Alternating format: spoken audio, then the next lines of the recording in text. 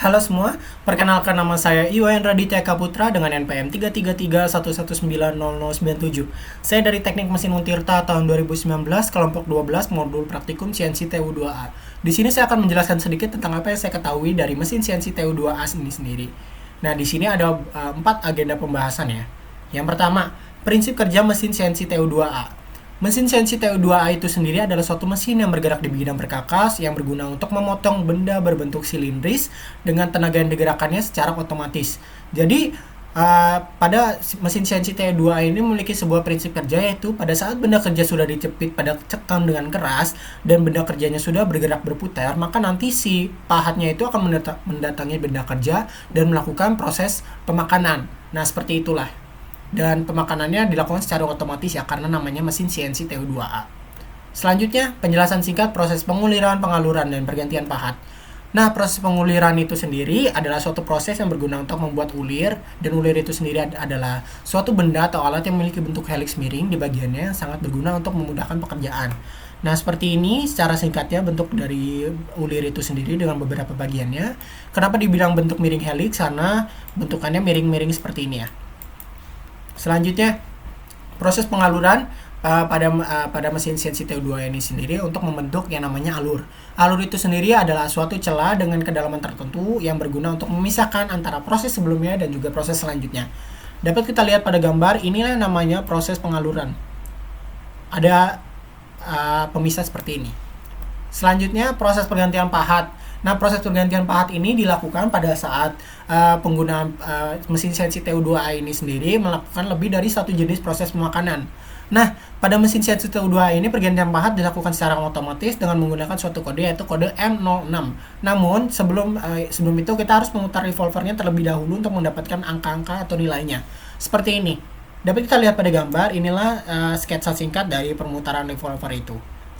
Langsung kita ambil contoh, jika kita dari pahat rata ingin mengubah ke alur, berarti kita mendapat 2 angka.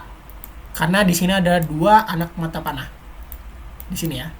Nah, namun jika kita melakukan pergantian dari pahat rata ke pahat ulir, kita mendapatkan 4 angka, yaitu di sini, di sini, di sini, dan di sini. Jadi kita dapat 4 yang nanti angka itu dimasukkan ke kode pada program benda kerja. Selanjutnya, hasil perhitungan benda kerja. Nah, hasil perhitungan benda kerja ini seperti pada gambar berikut. Untuk apa sih hasil perhitungan benda kerja ini? Nah, nanti hasil dari perhitungan-perhitungan ini kita gunakan angka-angkanya untuk dimasukkan ke program benda kerja. Nah, seperti ini gambar benda kerja yang akan kita buatnya. Ya. Nah, pada perhitungan ini kita menggunakan jumlah kedalamannya yaitu sebesar 0,5 mm. Kenapa harus 0,5 mm? Karena jika langsung kita naikkan menjadi 4 atau 5 mm, nanti pahat tersebut akan terjadi yang namanya patah atau rusak ya. Jadi tidak bisa dilakukan secara singkat, harus melalui beberapa tahapan. Yang pertama, ada namanya pemakanan fillet dengan jari-jarinya yaitu sebesar 4 mm dan bentuk yang dihasilkan yaitu cekung. Nah, pada pemakanan fillet ini ada 2 rumus yang dipakai. Yang pertama, rumus aksen kecil yang dapat dilihat di atas, yaitu dengan rumusnya akar dari A kuadrat dikurangi B kuadrat. Setelah kita dapatkan rumus aksen kecil, kita pindah ke rumus yang namanya rumus aksen besar, saya sebutnya. Nah, rumus aksen besar ini dihasilkan dari A dikurang aksen kecil. Nah, kita lakukan proses pemakanan aksen kecil ini. Dapat kita lihat di sini 0,5, 1,5 itu dari kedalaman pemakanannya. Lalu didapatkan hasil sebesar sekian. Nah, hasilnya itu dipindahkan ke sini sehingga didapatkan nilai aksen besar sebesar sekian. Yang kedua ada pemakanan fillet kedua dengan jari-jarinya 2,5 mm yang bentuk yang dihasilkan cembung. Seperti ini perhitungannya. Langsung kita singkat ke yang ketiga, pemakanan perimeter dengan jari-jarinya 24 mm. Pemakanan perimeter ini biasa disebut dengan pemakanan layang-layang karena bentuknya seperti layang-layangnya. Dengan rumus X sama dengan akar dari A kuadrat dikurang B kuadrat, dan dimasukkan angka-angkanya lalu didapatkan nilai yaitu sebesar 6,85 ya di sini. 6,85 untuk segini.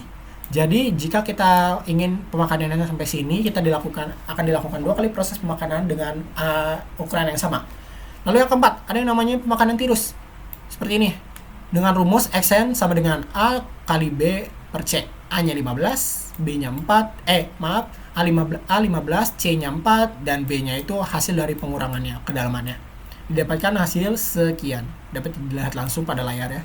Lalu yang kelima, penganan terakhir yaitu penganan fillet. Ketiga dengan jari-jari yang digunakan 4 mm dan hasilnya adalah cekung. Dengan hasil perhitungannya seperti ini. Selanjutnya, program benda kerja yang terakhir ya. Nah, pada program benda kerja ini nilai-nilainya didapatkan dari perhitungan yang sebelumnya kita lakukan. Nah, di sini sudah saya bagi dengan beberapa tahapan. Tahapan pertama yaitu untuk membuat pemakanan cekung di sini ya. Dengan kode yang digunakan G84. Lalu dilakukan proses pemakanan dengan angka yang sudah didapatkan. Lalu pada di sini pahat dikembalikan posisinya ke awal untuk mempermudah proses yang selanjutnya. Yang selanjutnya itu tahapan kedua. Tahapan kedua adalah pemakanan cembung. Pada di sini ya, di sini. Pemakanan cembung ini menggunakan kode yang sama yaitu G84. Selanjutnya ada yang namanya tahapan tambahan saya sebut. Untuk tahapan tambahan ini untuk merapikan hasil dari tahapan yang sebelumnya. Jadi gampangnya menghaluskan hasil dari tahapan yang sebelumnya ya. Selanjutnya yaitu ada yang namanya tahapan ketiga. Tahapan ketiga ini berguna untuk melakukan pemakanan rata ya. Di sini dapat kita lihat pemakanan ratanya dengan kode yang digunakan yaitu G01, G02 dan G03. Lalu dapat dilihat juga pada tahapan ketiga ini ada yang namanya kode M99. M99 ini adalah untuk membuat perimeter. Apa sih yang namanya perimeter itu? Perimeter itu bentuknya seperti ini. Ini yang dinamakan dengan perimeter. Selanjutnya yaitu tahapan keempat. Tahapan keempat ini untuk melakukan pemakanan antirus. Di sini dapat kita lihat. Ya, tahapan keempat itu ada yang kodenya G01 dan G04. Nah, tahapan keempat itu ada yang namanya G04. Apa sih G04 itu? G04 itu untuk melakukan pemakanan secara langsung. Yaitu pemakanan tirus dan juga pemakanan cekung. Di sini ya, ada dua pemakanan. Nah, tahapan kelima ini saya sebut dengan penghalusan sama seperti sebelumnya. Lalu selanjutnya yang selanjutnya tahapan ke-6. Tahapan ke-6 itu berguna untuk membuat makanan alur. Dapat kita lihat makanan alur di sini ada yang namanya T. T02. T02 itu artinya pergantian pahat dengan angka 02 yang kita jelaskan seperti sebelumnya ya. Dengan kode yang digunakan yaitu G86 yaitu pemakanan alur. Selanjutnya tahapan yang ketujuh atau tahapan yang terakhir yaitu pemakanan ulir yang di sini ya. Ini tahapan ulir dengan kode yang digunakan G78 yaitu kode untuk pemakanan ulir. Nah, dapat kita lihat di sini ada K juga. K itu artinya pitch yang akan kita buat untuk ulir ini ya. Pitch-nya itu sebesar 75 dengan di sini ada juga pergantian pahatnya yaitu sebesar 2 permutaran revolvernya. Ya, seperti itu. Inilah benda kerja yang dihasilkan ya. Sekian penjelasan dari saya, kurang lebihnya mohon maaf karena banyak sekali kekurangannya dan juga sangat terburu-buru dalam penyampaiannya. Terima kasih banyak atas perhatiannya, saya ucapkan terima kasih dan sampai jumpa.